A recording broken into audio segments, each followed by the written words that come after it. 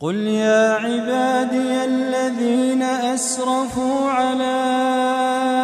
أنفسهم لا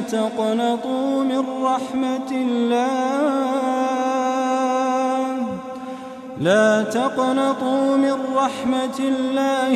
إن الله يغفر الذنوب جميعا إنه هو الغفور الرحيم. أي محمد عليه الصلاة والسلام بعبدكاني من بڵێ كل عبادي ئەوانەی کە بەڕاستی عەبدی منن بەندایەتی بۆ من دەکەن مسلمانن بەڵام لەگەڵ ئەوەشدا ئەسرفوا على ئەنفوسهم زۆر زێدەڕەویان کردووە لە تاوان و گوناهدا بەوانیش بڵێ لا تقنطوا من رحمة الله بێئومێد مەبن لە ڕەحمەتی خوای پەروەردگار.